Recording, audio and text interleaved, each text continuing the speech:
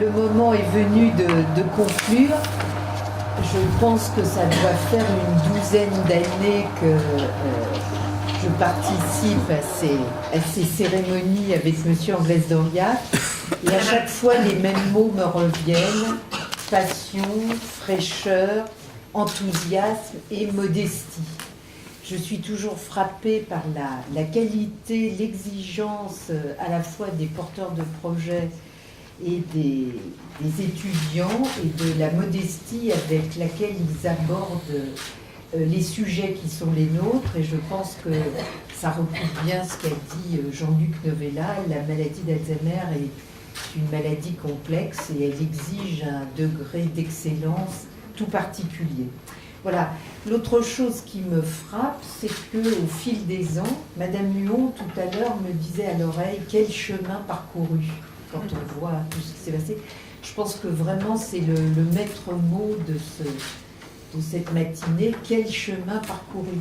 Je dirais d'abord dans la diversité des structures. Je veux dire, on n'a jamais eu autant de diversité dans les structures qui ont pu postuler, hein, groupe hospitalier, établissement, association d'aide à domicile, plateforme de répit, accueil de jour. Ça montre la diversité et l'importance de la mobilisation, et aussi le chemin parcouru, parce qu'il y a 15 ans, il n'y avait pas de plateforme de répit, il y avait quand même beaucoup moins d'accueil de jour, etc.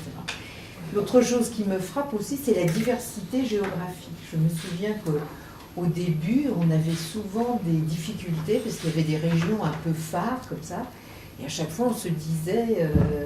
Et oui, mais il faudrait donner des signes d'encouragement, pour reprendre l'expression de Jean-Luc, là, les petites graines, les pousses. Et malgré toute notre bonne volonté, on avait parfois du mal à trouver des projets intéressants un peu partout. Là, je suis frappée par le fait que peu de personnes avaient un accent venant de leur région, mais quand même, à regarder les départements, on voit à quel point cette mobilisation, elle est partout. L'autre chose qui me frappe, et là je pense que M. Anglès-Dauriac pourrait lui aussi dire quel chemin parcouru, puisque dès l'origine de la fondation, dans un souci d'aller prendre les meilleures graines un peu partout, il y avait cette idée que la fondation avait une mission de comparaison internationale, et ce qui, moi, m'a frappé très très vite, c'est le fait que dans certains pays, on commençait très très tôt à se poser la question de l'implication des personnes malades, et aussi de la diversité, de l'importance du rôle du bénévole, mais dans toutes sortes de situations différentes. Et là aussi, cette année, je trouve que c'est extraordinaire, parce qu'on voit l'importance des bénévoles, des professionnels, des familles, mais aussi les personnes malades, quoi. Pour la première fois, on voit un projet où des personnes malades dans un accueil de jour vont à la rencontre d'autres personnes malades. Donc ça, c'est que de chemin parcouru, effectivement.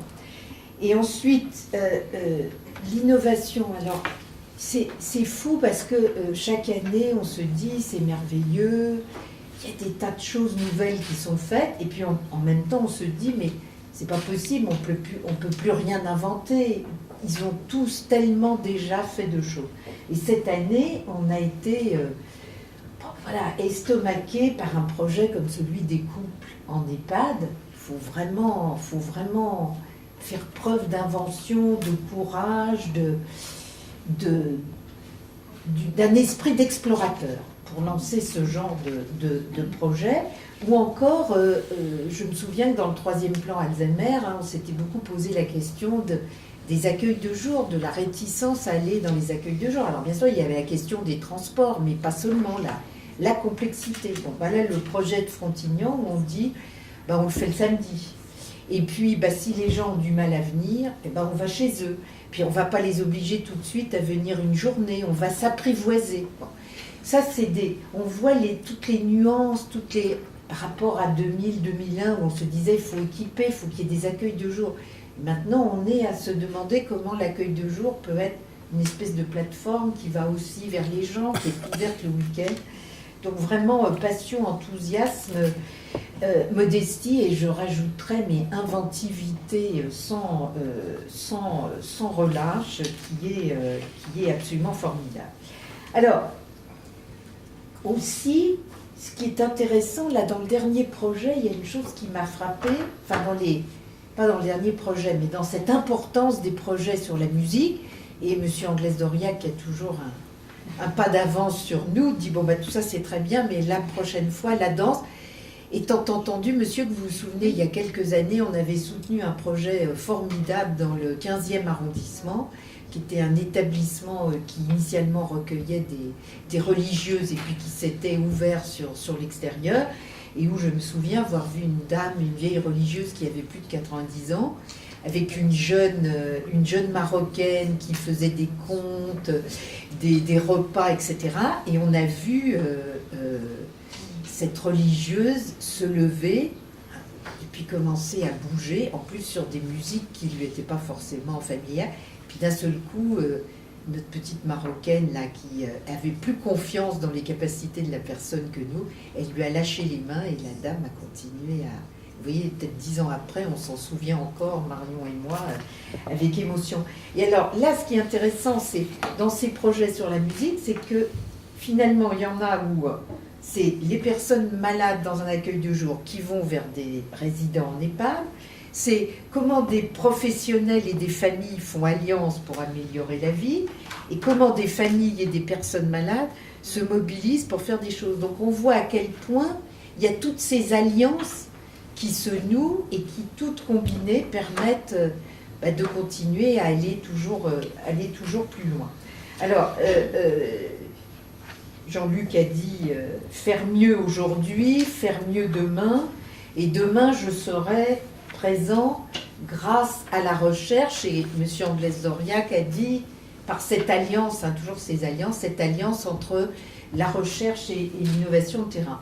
Alors moi, c'est ça qui m'a frappé avec nos boursiers. Déjà un sentiment de fierté, parce que quand on voit le nombre de d'entre eux qui vont passer leur thèse, c'est absolument formidable, parce qu'on sait qu'il y a des étudiants qui lâchent l'éponge en cours de route, qui ne finissent jamais leur thèse.